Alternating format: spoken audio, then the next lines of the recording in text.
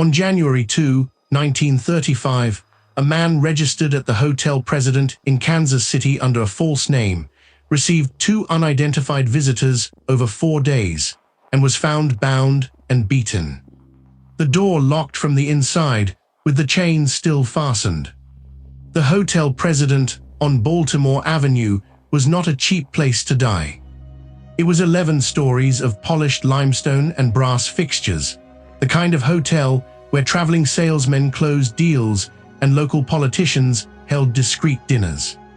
The man who checked in that January paid in advance with exact change. He signed the register as Roland T. Owen. He gave no home address. He asked for room 1046 on the 10th floor at the end of a corridor. He carried almost nothing with him. No luggage of any substance. A small bag by most accounts. The staff noted he was well dressed, somewhere between 20 and 30 years old, with dark hair and a lean face that might have been handsome before whatever brought him here had finished working on it. He paid his bill without negotiation. He said very little. He went upstairs and closed the door. The following morning, January 3, hotel maid Mary Soptic knocked to offer housekeeping. The door opened a few inches. The curtains were fully drawn at mid-morning. The room smelled of stale air and copper, the specific low sweetness of a room where someone has been breathing recycled air for hours. Owen refused cleaning, but accepted fresh towels through the gap. He did not open the door wide enough for Soptic to see the full room. She noted his voice was calm. She noted that he was alone. He was not always alone. Over the following days, staff and other guests reported 2 visitors to room 1046. One was a woman, described as dark-haired and composed, seen entering and leaving without apparent distress. The other was a man. Neither was ever formally identified.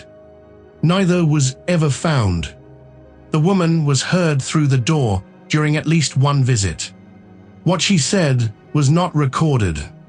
What the room looked like after she left was not recorded either, because no one thought to look until it was too late. On January 4, a bellhop named Harold Pike heard moaning from room 1046. This is the point in the file where the language of the official record becomes compressed, almost clinical, as though the people writing it were trying to describe something they would prefer not to have seen. Owen was found on the floor. He had been beaten.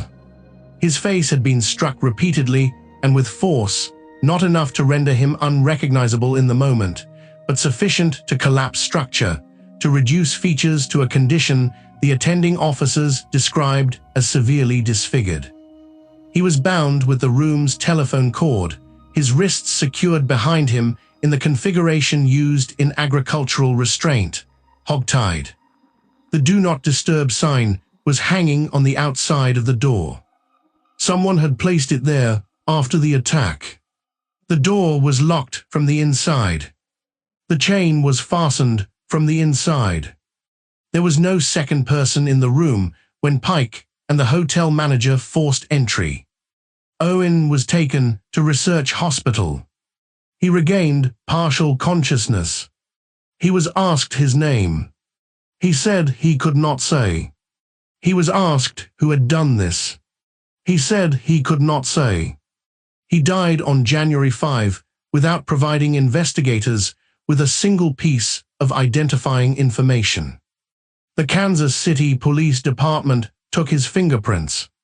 They found no match in any file then accessible to them.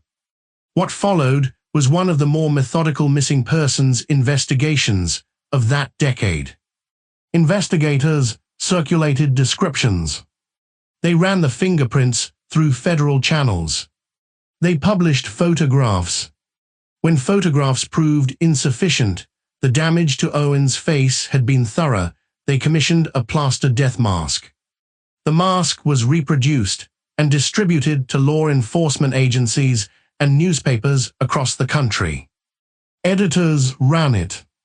Readers looked at the smooth, reconstructed features of a young man whose face had been rebuilt in plaster, because his actual face no longer carried enough information to identify him. No confirmed identification came. Years later, a woman named Louise Dragon of Memphis came forward. She said the dead man was her son, Don Lasseter Dragon. She produced photographs. She made a formal statement. Kansas City investigators reviewed her claim. They disputed it. The specific grounds for the dispute were not made fully public. The case was formally closed without a confirmed identity on record. There are details that do not resolve into any coherent narrative of accident or impulse. The exact change at check-in. The curtains drawn at mid-morning. The copper smell Soptic noted before anything had visibly happened. The calm with which Owen refused help and accepted towels through a door he would not open fully. The do not disturb sign placed outside a room its occupant could no longer reach. The chain locked from inside a room that contained, by all physical evidence, only one person. Someone placed that sign. Someone fastened that chain. The room was on the 10th floor. Owen never gave his name. Not to the hotel. Not to investigators. Not to the nurse who sat with him through the night of January 5. He had approximately 48 hours of conscious thought after the attack, reduced and interrupted, but present. He chose, in each of those moments, not to say who he was. The plaster mask still exists. It was kept in the files of the Kansas City Police Department for years. A young man's face, rebuilt from negative space, preserved in the exact proportions of a face no one has ever been able to name. Don Dragon was never confirmed. Roland T. Owen was never real. The hotel president was demolished in 1975. Whatever name the man in room 1046 was born with, he appears to have decided, somewhere between January 2 and January 4, that he would not be the one to give it. The question that remains, and it is not a small question, is whether he made that decision alone.